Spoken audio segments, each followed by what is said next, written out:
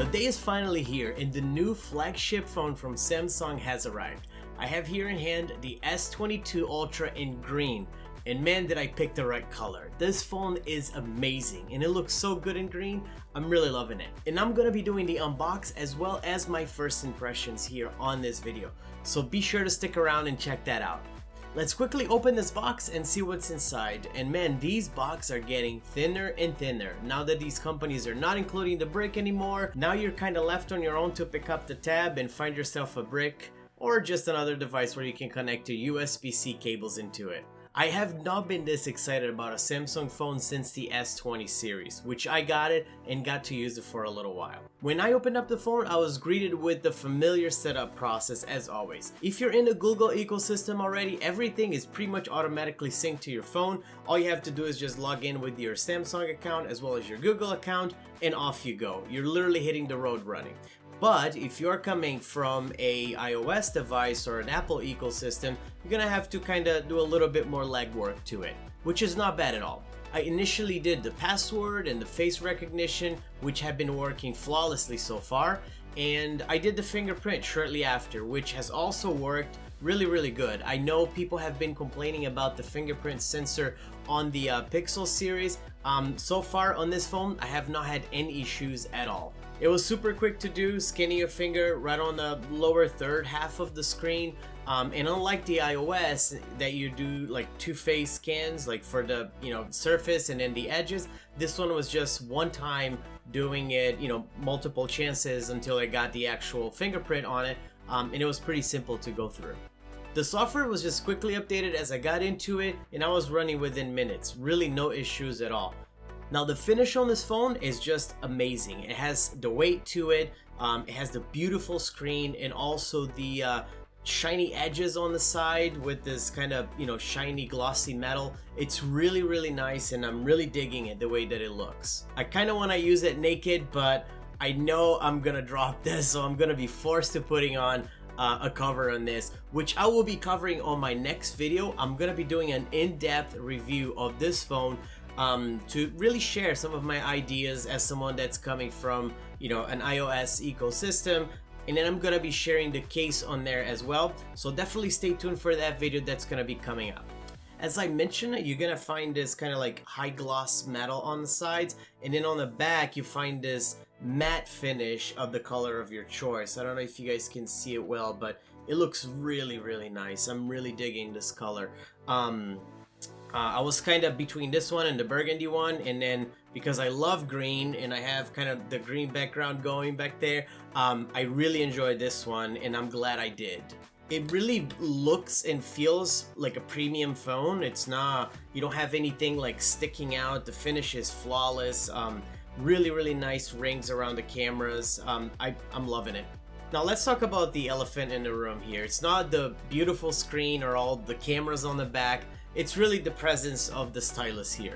Yes, historically these only came on a Note, but now you're seeing them on the S22s. I'm not a big stylus person to take hand notes on a phone. I do enjoy to have the pen on my iPad, and I'm really looking forward to using the S Pen on the Tab 8 Ultra. But the stylus for me is just kind of like a nice to have. If you really want to take some notes or draw or do something like that, or even my best use case is using the stylus as the kind of like remote control for the camera. You can fire the camera using the stylus from a distance, which is really nice.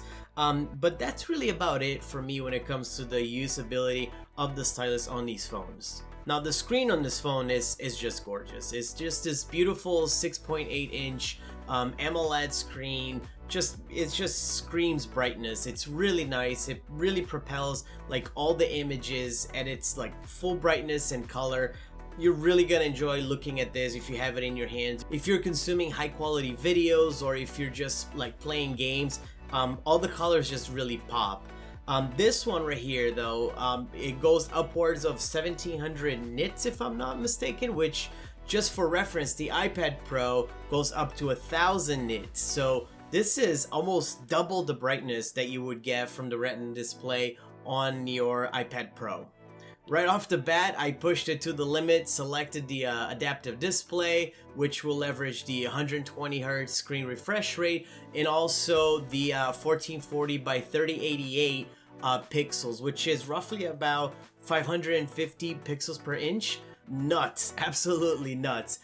It looks and feels just like stellar in your hands. Watching high resolution videos and playing games again was just glorious. I loved it. Now, I haven't had a ton of time with the camera because the phone came in, earlier today, but I do want to show you guys a couple of shots that I took, and also maybe one or two comparison shots between this phone and my iPhone 12 Pro Max.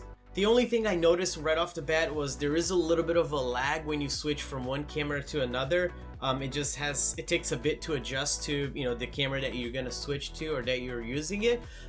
But generally, what I saw on the viewfinder was pretty accurate to what actually the final product was after taking the picture.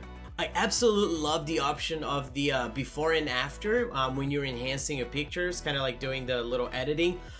You have this little slider that lets you see what did it look like before and what it looks like after this, pseudo editing that it does. Really neat feature, really enjoyed that. Now, as far as video recording, it does record in 8K up to 24 frames per second, which is really good. So, and then it kind of just goes from there, right? You can still record 4K, 2K, 1080p, and so on and so forth. You just select the option you want to use for the recording and then go from there.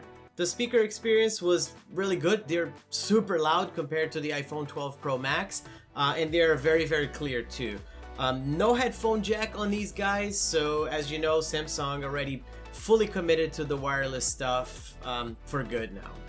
And I really think that these guys will start putting some pressure on the iPhone just due to the new chips like the Snapdragon, also the new AMOLED screens, just a ton of features that it packs. And I really think that it can rival some of the specs that are coming out of the iPhones nowadays.